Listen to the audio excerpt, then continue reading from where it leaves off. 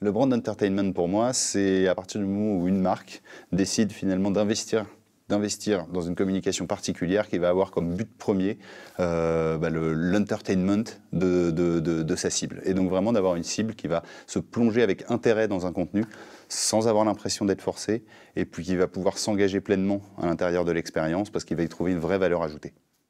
Dans une communication plus publicitaire, on doit faire passer un message de façon assez top-down aux consommateurs. Dans une consommation dite de brand entertainment, on essaie de mettre le consommateur au centre de la problématique de communication, au centre du discours, et on essaie de lui fournir un contenu qu'il va avoir envie de partager, dans lequel il va avoir envie de s'engager, et avec lequel il va avoir envie de passer du temps. Donc je pense que les attentes ne sont pas les mêmes et que ce sont deux types de communication radicalement différentes mais très complémentaires.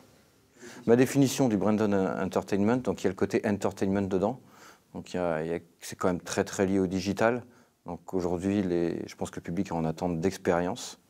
On l'exprime à travers des films, des jeux, toutes formes. On lit beaucoup en ce moment le in real life au web. Mais il y a le deuxième pendant, auquel je suis assez attaché, qui est l'attribution à la marque, l'expérience de marque. Parce que l'expérience, ça peut paraître un peu béotien, mais sans l'expérience de marque, pour moi, c'est un fail total. Donc l'attribution à une marque par une expérience. La définition du branded entertainment pour le groupe Amaury, c'est la façon de créer un lien entre nos lecteurs, du Parisien et de l'équipe et les marques pour répondre à leurs besoins de communication et le faire en se rapprochant le plus possible de notre ADN, l'actualité, les centres d'intérêt sur à la fois le Parisien et les centres d'intérêt sportifs sur l'équipe. C'est quoi ma définition du branded entertainment? Chez Sidley, nous, on parle beaucoup de deep play experiences.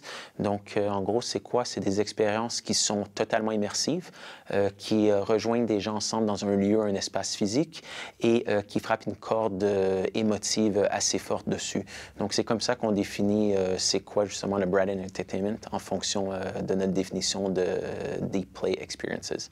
Je pense que la première chose, c'est qu'il y a un certain nombre de projets de brand entertainment qui ne viennent pas des marques, mais qui viennent de porteurs de projets.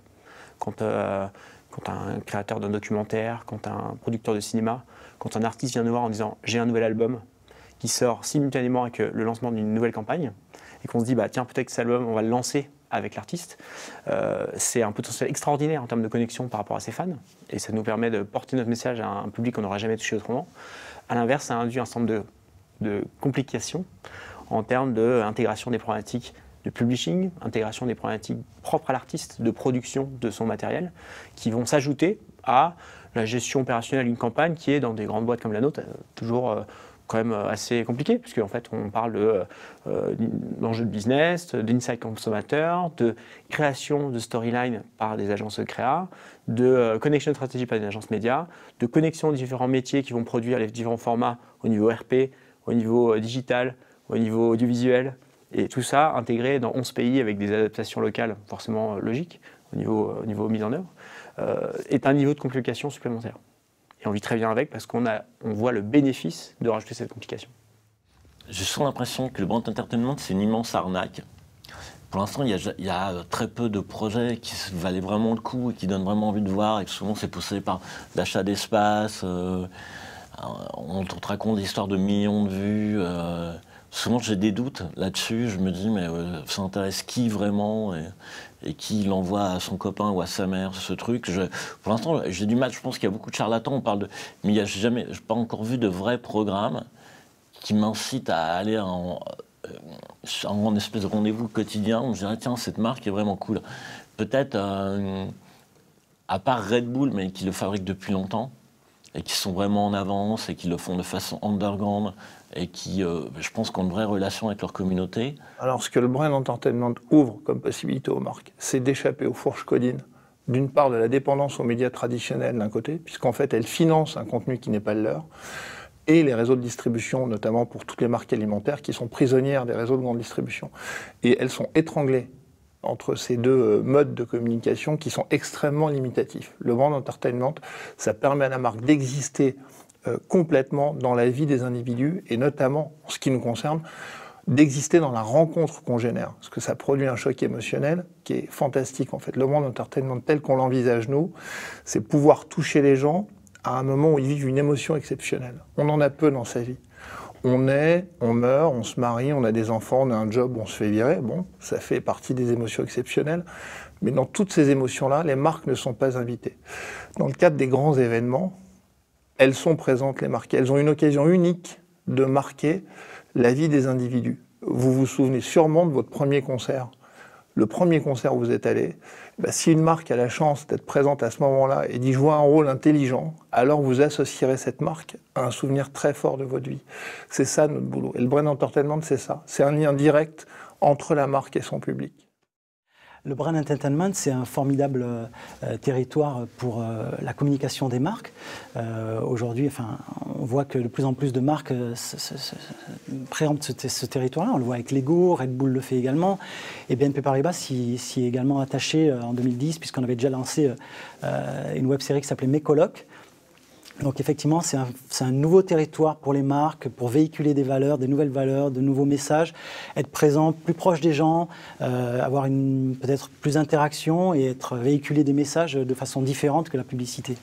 Je pense aussi à des dispositifs qui ont été faits, notamment autour d'opérations pour Cartier, avec tout ce qui est Odyssée, qui est vraiment très très beau, du contenu très qualitatif. Moi, ce qui me marque particulièrement, c'est quand la qualité du contenu est là. C'est-à-dire que quand les marques jouent vraiment le jeu, c'est-à-dire qu'elles prennent parti pour ce brand content, en faisant en sorte que c'est pas parce qu'elles s'affranchissent du discours marchand qu'elles doivent faire quelque chose qui est dégradé en termes d'expérience ou de qualité globale. Voilà.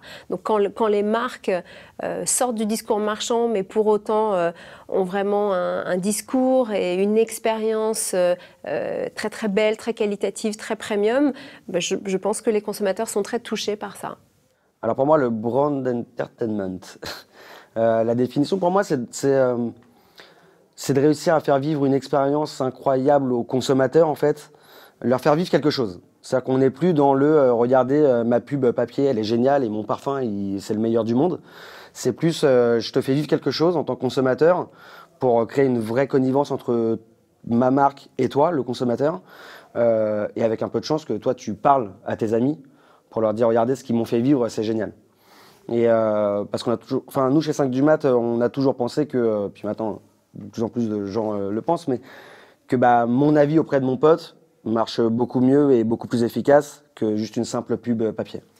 Ma définition, si j'avais une définition à donner du brand entertainment, ce serait la capacité à divertir un consommateur tout en sachant qu'il agit pour une marque ou avec une marque, qu'il interagit avec une marque. Ce serait pour moi la définition.